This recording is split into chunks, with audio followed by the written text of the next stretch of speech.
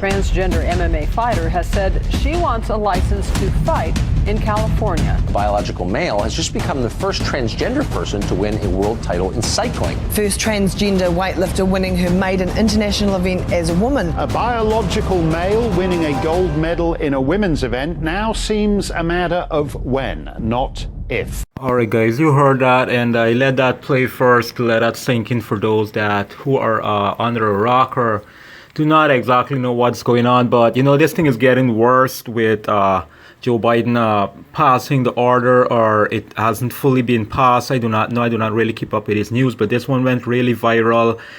As a bodybuilder, you know, this really concerns me, and I feel bad for the women because it's really on their side. You're not gonna find a woman coming into bodybuilding and be a Mr. Olympia, but you're gonna more find a man turning into a woman transgender and winning shows, bodybuilding shows, sports, and it already has happened. But that's cheating, man. That's basically cheating. So you're going to test people for drugs if they're natural or not because of their testosterone and their hormones, and it's clearly above a female normal hormone rate, and they're not going to look into that. But that's okay. But if somebody just has some banned substance in their blood, or a little bit of the testosterone is high than normal, they lose their medals. But this is okay.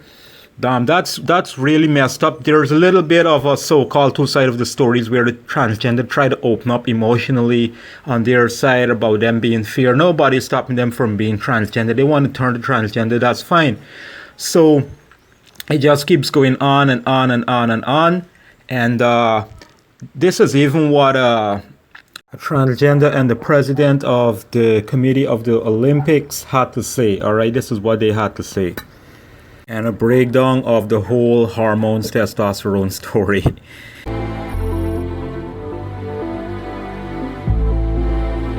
The idea that we need to protect women's or female sport from other women and females is itself inherently discriminatory. No testosterone policy will ever work. Male to female athletes no longer need to have reassignment surgery, but they do need to demonstrate that their testosterone levels have been below 10 nanomole per litre for at least 1 year, according to the 2016 International Olympic Committee guidelines. It's not saying you're a man or a woman. It's saying you can compete. It's a matter of eligibility to participate in certain competitions.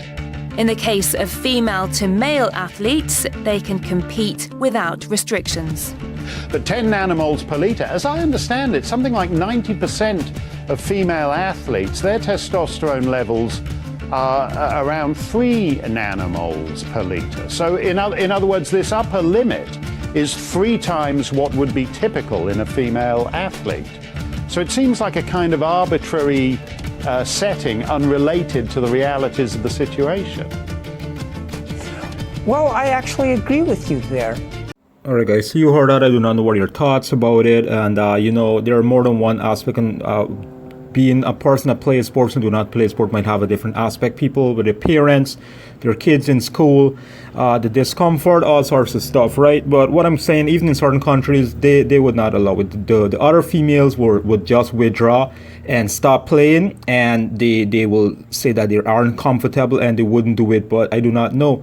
These girls, I think they are encouraging it as well. So think about it. If everybody just hold one head and just say that they're gonna hold out like a petition and say they're not gonna play, knowing that that person is a transgender, maybe they'll have a different outcome on it.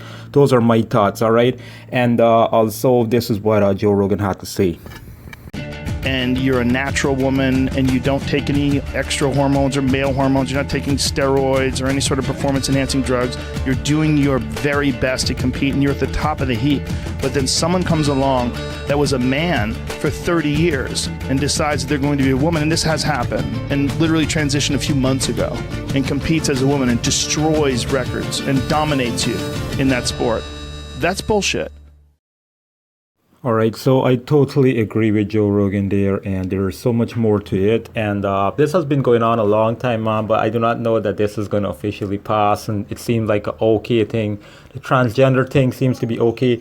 Now them competing in sports against women, it's totally, I do not know what the 2021, what is 21st century is really coming to. The COVID was one thing, that thing, the pandemic, this, that, the economy. Now the sports is being targeted, and this is just totally messed up, and I really feel for the girls, all right? And there's another edition on the Fox News that I thought was interesting, and I really felt it for that girls, those girls actually. I'm gonna leave that part of that video there. First took note when it was this transgender powerlifter, that this Marie Kroc with training and turning from a man to a woman and breaking powerlifting records and this sort of stuff. I heard about it, and I just felt, that it was just crazy and messed up. But now it's going on in more and more sports, and the younger generation, it's really them, it's really about them.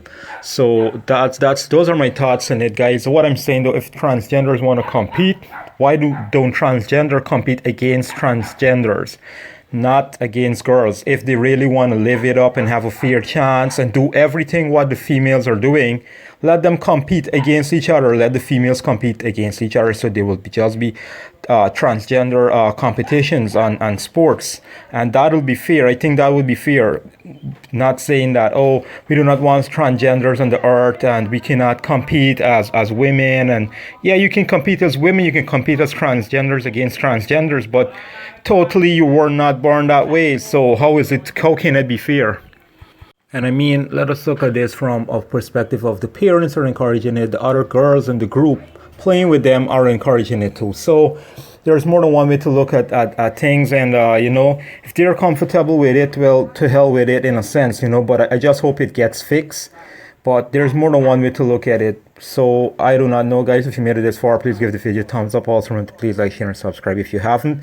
I'm gonna leave you guys with this until my next video. Please take care, stay safe, and be real.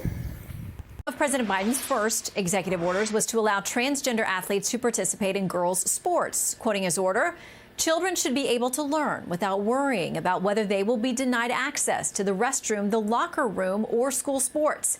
So let's talk about the real-world impact of this action with a track athlete from Danbury, Connecticut, Alana Smith, and Alliance Defending Freedom Legal Counsel, Christiana Holcomb. Welcome to both of you. Thank you for having us. I want to start by playing something that your mom, Alana, said about you going into competition under these circumstances. Here's what she said. Alana and I were talking about what her strategy was going to be for the day, and she looked at me and said, "Mom, it really doesn't matter because I'm running against the boys today. I won't win."